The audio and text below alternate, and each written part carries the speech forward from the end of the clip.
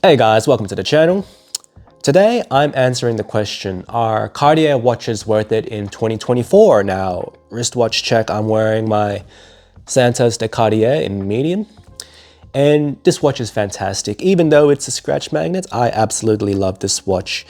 You can dress it up, dress it down, it's appropriate in every occasion. And when I just need a watch to wear, when I just don't want to think about it, I throw this on. And it always puts a smile on my face. Cartier, is it worth it in 2024? I want to keep this video simple. And the answer is yes, it is worth it. So if you're trying to look for video content to justify yourself spending your hard-earned cash on a Cartier watch, this video is telling you to just do it. Just go ahead, buy it. And here are the reasons why. So the first reason, value retention. Now, value retention is a touchy subject. It's not really a topic people are receptive to, but the reality of the world is it's important, right? You never know what's going to happen. You never know when you need to cash out, you never know when you need to liquidate. From my experience and the experience I've seen from others, you never know when shit's going to hit the fan. So at that point in time, when you need to cash out, you want to make sure that you're getting the most bang for your buck. And Cartier is good, man. Cartier, the value retention's hectic. So as an example, the Santos medium retails about $11,500. Now, you don't want to go to the boutique sucks, and I'll go into that in the negatives. You want to go to an AD. So someone like Swiss Concepts here in Sydney, an authorized dealer, because they can give you a discount. Now, in terms of discounts, Cartier is known for not giving the highest discount possible, like 20%. You can't get that. However, you can get around 10%. You can. 8% is the average that I've seen, but 10% is kind of where it's at. On the secondary market, these, depending on the condition, are trading for about 8 grand. The lowest I've seen it is for about 7,500, something like that. And these fly off like hotcakes. These here, they sell straight away. So if you get one and you find yourself in a sticky situation, you can easily cash out. You retain about 75 to 80% of your initial investment. Now, that's a dirty word in the watch game. This isn't an investment, right? But just know you're getting the majority of your money back if you sell out on your Cartier. Now, when looking into the lower end as well, like the Santos Dumont. So the Santos Dumont's large in quartz, we're looking about 6,800.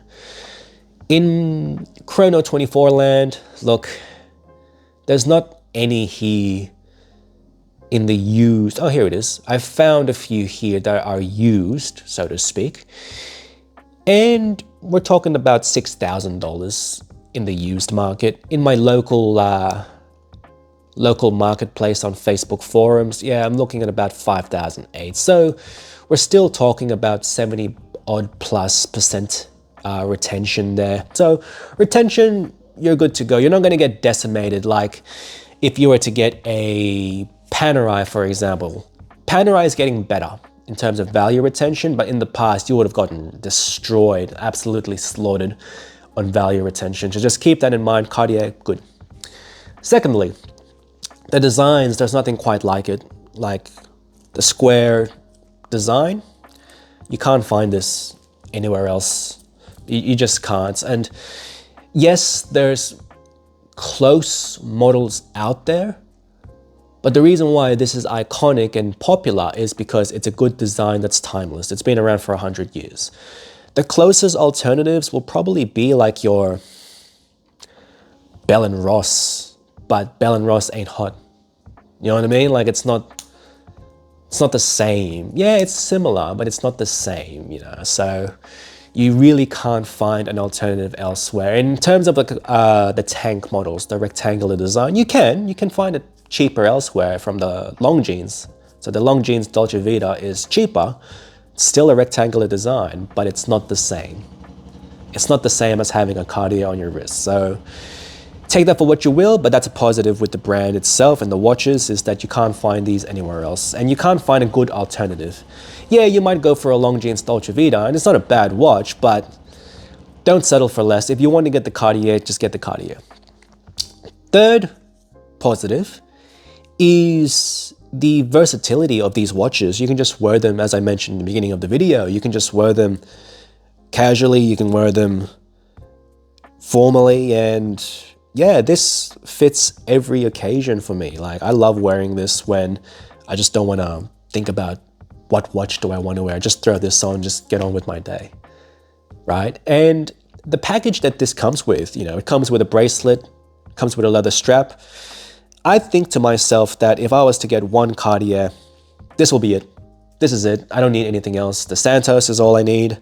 Sure, I can get a Tank. I can get a Dumont. I don't care about the round watches like the Pasha or the Ballon Bleu. I don't care about those because this is where it's at for Cartier. But you see, the Santos Dumont only comes in leather. The Tank only comes in leather, really. This just, you know, the Santos medium or even the large just hits all boxes. It just ticks all the boxes. Leather, bracelet, integrated look, classic, amazing, thin, and different sizes for different wrists. It's just awesome. It's just an awesome watch. Now the negatives. Look, there's not that many negatives, but I'll list them off for you. First one, the after-sale service sucks. Now you got to keep in mind that Cartier isn't a watch manufacturer first and foremost. It's a jewelry house. So in saying that, you have to be patient with them, you know, like there's a process involved when it comes to contacting Cartier. Now, let's say, for example, you want a new strap for your Santos.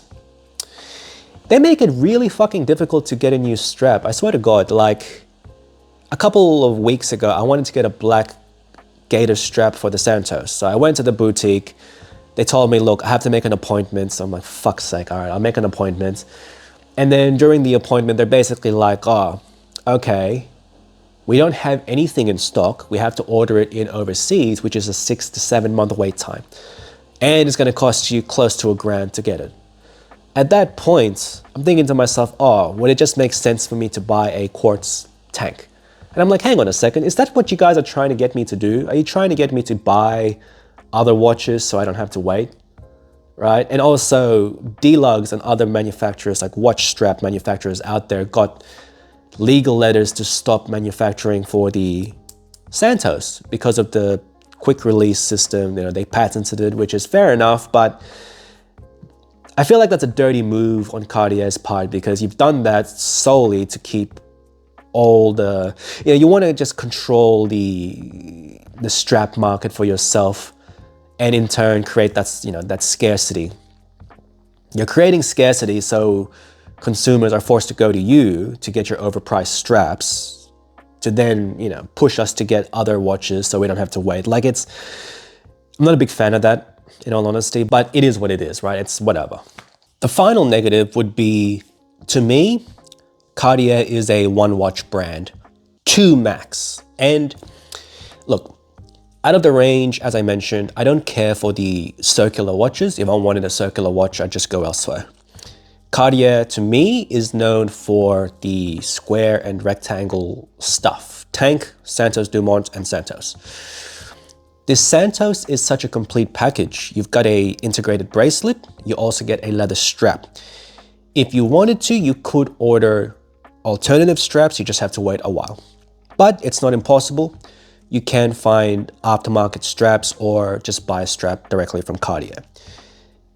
It kind of defeats the purpose of the Dumont. Now, the Dumont is still great. I actually would consider buying a Dumont because they're probably the best quartz watches out there. 5-year battery life, no seconds hand. You don't even know it's a quartz. And it's a well-built watch. The Tank also, no seconds hands, quartz mostly. And you have the option to go extra large with a manual wind, as well as precious metal for the Tanks. But because the Santos medium is such a complete package, it just doesn't make sense for me to go for a Dumont. You know what I mean? Like, I already got the Santos. Why do I need to go for a Santos Dumont? I'm a collector, so I want to collect variety, right? I don't really want to get the same thing. If they had different dial colors in the Dumont, I'd probably be interested. But because silver is their main color, they don't really have much variety in the Dumonts. And I mean, you can go for the lacquered version. You can go for the other stuff like the salmon dial, but we're talking upwards of $10,000 at that point. And it's a hard pill to swallow, you know, more than 10 grand for those watches. I'm not really interested. Most people in the market at the moment, most normal people, would only just go for one watch. And the Santos is just such a complete package. Why would you go for the others, right? Now, even with the tank, you see, quartz, you can go for the precious metal stuff, but it starts to get expensive. And when I look at Cartier, when I say it's a one watch brand, 2 max, you just get the Santos and be done with it. Now, as a collector, when looking at different brands, we want to look at the variety, right? So what I mean by that is, let's say, for example, Tudor. You can get your diver in the Black Bay 58, 54, 41. You can get a GMT in the Pro or the GMT 58. And the chronograph, you can go for the Tudor Chrono. In Cartier's current lineup, you can't get a diver. There is no diver. There was in the past, not anymore. With the Chrono, there is a Chrono, but it's only found in the extra large Santos and the Pasha or Ballon Bleu. I forget which one, but again, we're not interested in circular Cartier. I'm not interested in circular Cartier watches. And in terms of a GMT, they did release the dual time Santos, which is great, but again, it's more suited for bigger wrists because it's based on a large model. Can't fit it on my dainty 6.5-inch wrists. So in saying that, this is all really that I can see myself buying from Cartier. Now, it's not a bad thing, right? It isn't a bad thing at all. And the negatives I listed, look, with the boutique experience being shit, that's kind of a given, right? And in terms of the brand just being a one watch, two watch brand, it's not really a bad thing. It doesn't negate the fact that when answering the question, is Cartier worth it in 2024? Are the watches worth it? Abso-fucking-lutely it's worth it. So to summarize this video, if you're looking for a Cartier and you're kind of umming and eyeing about, oh, should I spend my money on it? Just do it. Just buy the fucking thing. You know, life's too short to be worrying about, oh, fuck, you know, should I do it? Should I not do it? But I guess to give you that reassurance to spend your money and do the folly, right? To spend the cash, just know that you can get your money back. You got to pay to play at the end of the day, but you can get majority of your money back if retention is something that's important to you. The watch is going to be great. Don't worry about the scratches. Don't worry about it. It's going to be a good time. And no matter what you choose, Dumont, Santos, or Tank, you can't go wrong, really. It's going to be a good time for you. So that's my honest thoughts. Let me know what you guys think. If you think Cartier is worth it in 2024, or if you think it's not worth it. I know a lot of people say the quartz models aren't worth it, but in all honesty, only you can decide if it's worth it to you or not. I can't tell you how to spend your money, but I can give you some advice to help you steer yourself in the right direction. So that's the video. See you in the next one.